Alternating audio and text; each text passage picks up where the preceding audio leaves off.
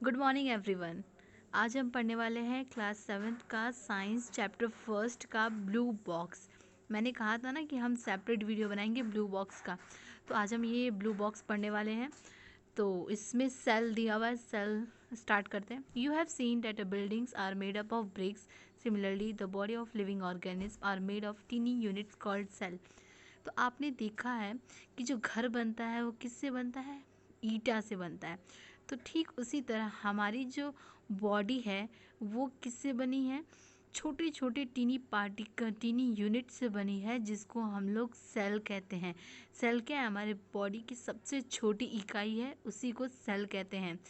सैकड़ों सेल से हमारा बॉडी बना हुआ है। Cells can be seen only under the microscope. और इन सेल्स को हम अपने आई से नहीं देख सकते, हम इन्हें माइक्रोस्कोप की मदद से देख सकते हैं। Some organism are made up of only one cell. कुछ ऑर्गेनिज्म होते हैं जो केवल सिंगल सेल से बने होते हैं, केवल एक सेल से। लेकिन हमारा जो शरीर है वो लाखों और सैकड़ों सेल से मिलकर बना हुआ है। The cell is enclosed by a thin outer boundary called the cell membrane. ये है सेल का स्ट्रक्चर। यहाँ पे आपको सेल का स्ट्रक्चर दिया गया है, और ये जो सेल का स्ट्रक्चर है, इसकी जो बाउंड्री है, इसी को सेल मेम्ब्रेन कहते हैं। इसकी जो बाउंड्री यहाँ दी गई है उसी को सेल मेम्ब्रेन कहते हैं। ये जो बाउंड्री है सेल की, इसे सेल मेम्ब्रेन कहते हैं। यहाँ आप देख रहे होंगे कि यहाँ बाउंड्री दी गई है, इसी को सेल मेम्ब्रेन कहा जाता है। Most cells have a distinct centrally located spherical structure called the nucleus. Cell के अंदर बीच में सेंट्रली मतलब कि सेंटर में क्या होता है? स्फेरिकल स्ट्रक्चर होता है, जिसको हम न्यूक्लियस कहते हैं। यहाँ आप देख रहे होंगे ऑरेंज कलर का, सबके बीच बीच में क्या है? स्ट्रक्चर, एक स्फेरिकल स्ट्रक्चर बना हुआ है, इसी को न्यूक्लियस कहा जाता है। The nucleus is surrounded by a jelly substance called cytoplasm. Nucleus के चारों तरफ क्या होता है? जो छोटे छोटे आपको दिख रहे होंगे, उसको जेली लाइक स्ट्रक्चर होता है, इसका जेली जैसा स्ट्रक्चर होता है, उसको हम लोग साइटोप्लाज्म बोलते हैं। तो ये तीनों नाम जो है वो बहुत इंपॉर्टेंट है, ये आप याद रखिएगा कि जो बाउंड्री है सेल की, उसे हम लोग क्या बोलते हैं? सेल मेम्ब्रेन कहते हैं। अंदर जो सेंट्रल में बीच में स्फेरिकल स्ट्रक्चर बना हुआ है, इसको न्यूक्लियस कहते हैं। और उसके साइड साइड जो जेली जैसा डॉट डॉट दिख रहा है इस फिगर में आपको, उसको साइटोप्लाज्म बोलते हैं। अब हम सेकंड ब्लू बॉक्स पढ़ते हैं।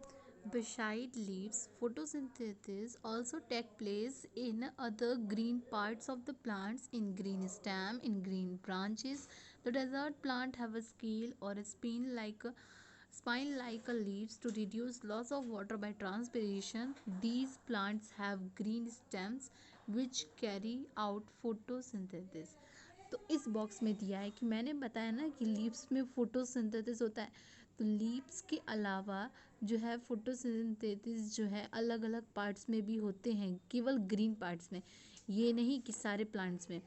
केवल ग्रीन स्टेम में और ग्रीन ब्रांचेस में, जिस पेड़ का या जिस प्लांट का जो स्टेम या ब्रांच ग्रीन होगा, केवल उसी पार्ट में फोटोसिंथेसिस होगा। बाकी वो ब्राउन है तो वहाँ नहीं होगा। तो लीव्स तो सब में, जितने भी प्लांट्स है उसके सब में लीव्स में तो होता ही है, लेकिन साथ साथ में अगर किसी भी प्लांट का स्टेम अगर ग्रीन है या ब्रांच उसका ग्रीन है, तो वहाँ भी फोटोसिंथेसिस होता है। ऐसा अब क्यों होता है? क्योंकि जो ग्रीन होगा, ग्रीन क्या रिप्रेजेंट करता है कि वहाँ क्लोरोफिल प्रेजेंट है, और क्लोरोफिल क्या करता है? सनलाइट से एनर्जी को ट्रैप करके रखता है। हाँ, तो आप डेजर्ट प्लांट देखे होंगे जिसका नाम है कैक्टस। तो उसमें आप देखे होंगे छोटे छोटे क्या होते हैं? स्पाइन लाइक लीव्स होते हैं, छोटे छोटे कांटे जैसे लीव्स होते हैं उसके, ऐसे नुकीले नुकीले लीव्स होते हैं। वो इसलिए ऐसे नुकीले होते हैं। हमारे यहाँ के जो पेड़ पौधे के लीव्स होते हैं वैसा नहीं होता है। ऐसा क्यों? क्योंकि अगर छोटे छोटे लीव्स होंगे तो क्या होगा? ट्रांसपिरेशन कम होगा। ट्रांसपिरेशन का मतलब है कि loss of water.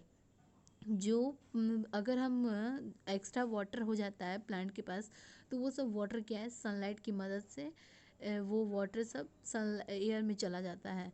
Air sunlight क्या करता है? वो सब वाटर को एब्जॉर्ब कर लेता है। तो ये हम तो जानते ही हैं कि डेजर्ट प्लांट, डेजर्ट में क्या होता है? रेनी कम होती है, बारिश कम होती है, तो बारिश कम होगा तो क्या होगा, प्लांट्स के पास भी तो पानी कम होगा। अगर वो पानी सारा वहाँ पे जानते हैं कि सूरज बहुत ज़्यादा वहाँ गर्मी होती है, तो क्या होगा, वाटर का जो लॉस है वो भी तो ज़्यादा होगा। तो ऐसे में प्लांट कैसे अपना फोटोसिंथेसिस प्रोसेस करेगा।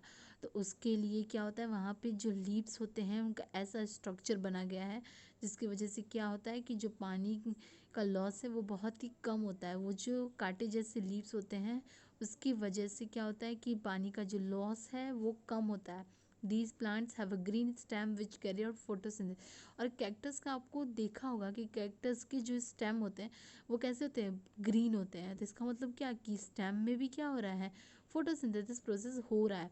तो इसका मतलब क्या है कि ग्रीन क्या रिप्रेजेंट कर रहा है, क्लोरोफिल। क्लोरोफिल का प्रेजेंस को रिप्रेजेंट कर रहा है। तो आप याद रखिएगा कि डेजर्ट में बारिश कम होती है तो पानी प्लांट्स के पास कम होगा।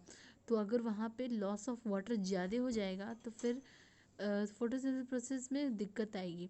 तो इसीलिए डेजर्ट में कैसे लीव्स पाए जाते हैं, स्पाइन जैसे नुकीले नुकीले लीव्स, ना कि यहाँ हमारे जैसे हमारे यहाँ के पेड़ पौधे की जो लीव्स होते हैं, जैसे यह डायग्राम है आप देख रहे होंगे लीव्स का स्ट्रक्चर, वैसे बिल्कुल वहाँ नहीं पाए जाते हैं लीव्स। क्योंकि इन सब लीव्स से क्या होता है, लॉस ऑफ वाटर ज़्यादा होता है।